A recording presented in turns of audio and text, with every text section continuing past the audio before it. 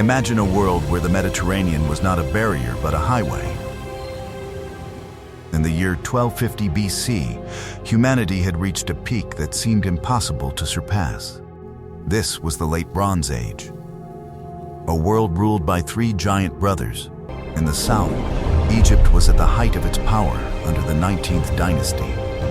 Great monuments like Abu Simbel were being carved into the solid rock. The pharaoh was not just a king, he was a living god on earth. In the north, in the rugged lands of modern-day Turkey, the Hittite Empire was the master of diplomacy and war.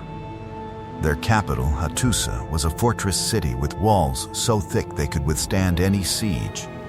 And in the west, in the islands and mainland of Greece, the Mycenaeans were building a civilization of gold and stone. Take this. Guard it with your life. I will, Master. The voyage is perilous. Do not falter. These empires were not isolated. They were deeply connected. They sent each other letters on clay tablets. They exchanged royal brides to seal peace treaties. They traded in a way that looks remarkably like our modern global economy.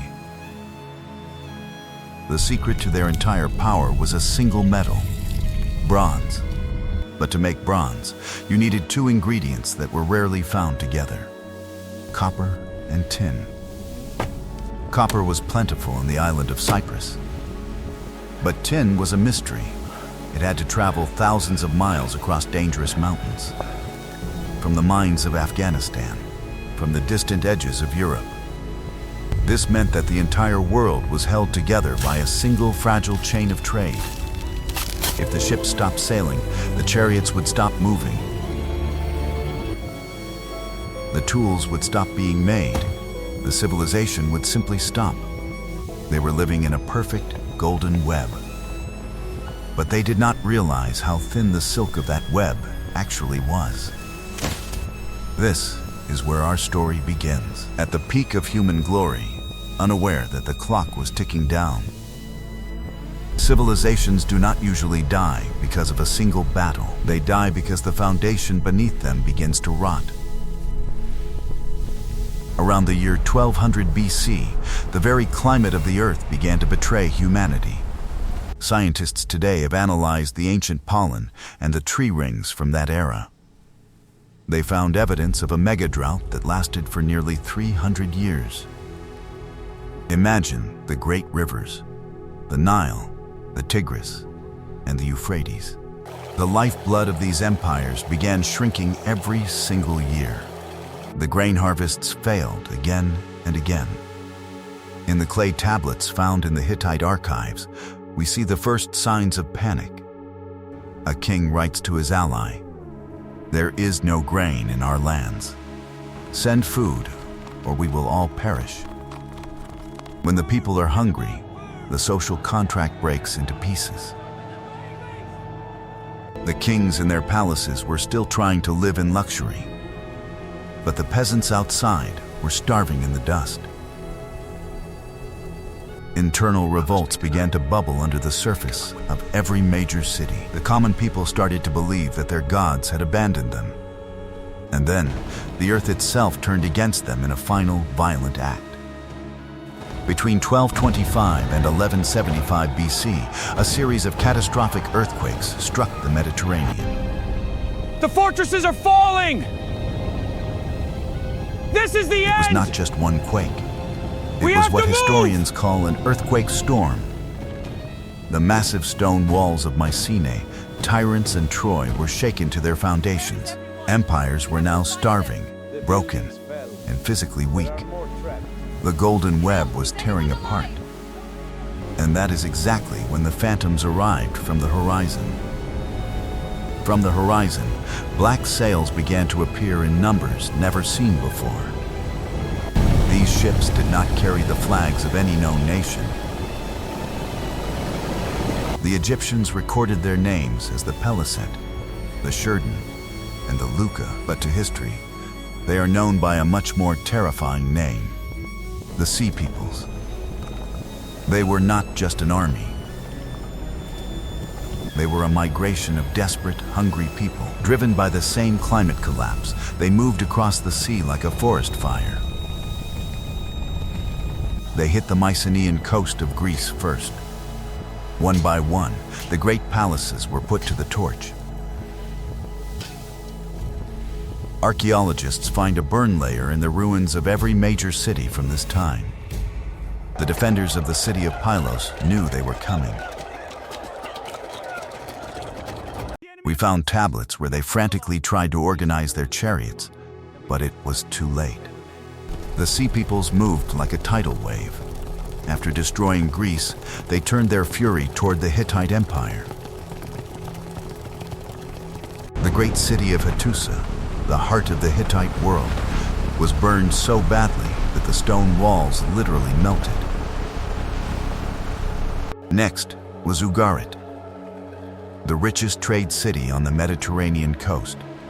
A letter was found there, frozen in time in a pile of ash.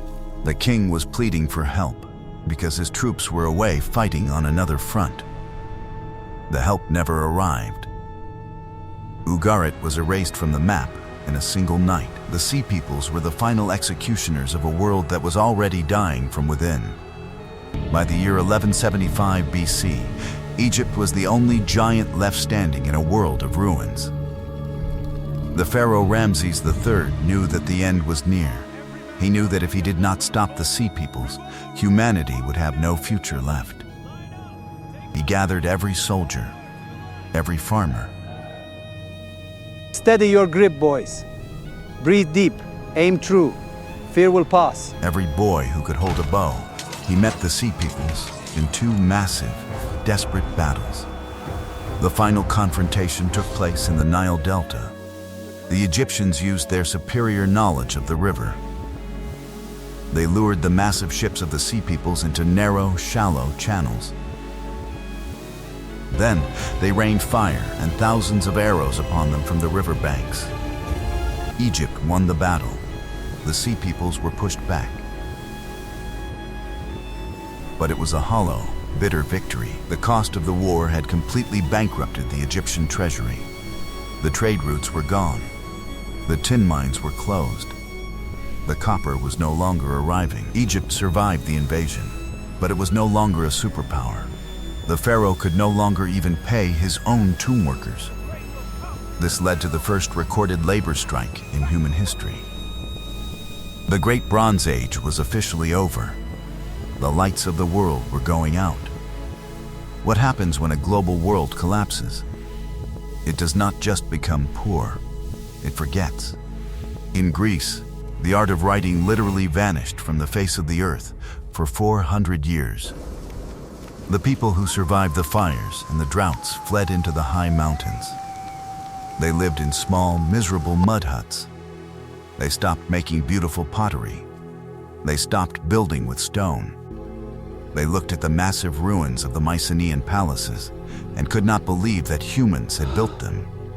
They invented myths about cyclops, one-eyed giants, because they thought only a giant could move those massive stones. This was the Dark Age, a period of 4 centuries where history went silent. There were no records, no art, no progress. It was a total reset of the human race. The complex golden web of the Bronze Age was replaced by isolated villages. People were struggling just to survive the winter. Memory became legend. Legend became myth. The Great War of Troy became a campfire story, told by people who could no longer read or write. We drove them back into the shadows. But history never truly ends. From the cold ashes of the Bronze Age, new seeds began to grow. Because bronze was no longer available, people began to experiment with a new metal. A metal that was harder to work with, but more plentiful. Iron. The Iron Age was born directly from the collapse of the Bronze Age. New civilizations, like the Phoenicians and the Greeks of the Iron Age, eventually emerged. They built a new world, a world that was different, but also fragile in its own way. We look back at the year 1200 BC as a haunting warning. It shows us that no matter how advanced we think we are only as strong as our connections. If the climate fails, if the trade stops, if we turn on each other, the silence can return at any moment. There, my little one, safe and warm. The Bronze Age collapse Fire tests is the us all. story of how the world died. But it is also the story of how humanity finds a way to survive. Tell us in the comments, do you think our digital world is as fragile as their bronze one? Don't forget to subscribe to Silent History World for more journeys into the depths of time.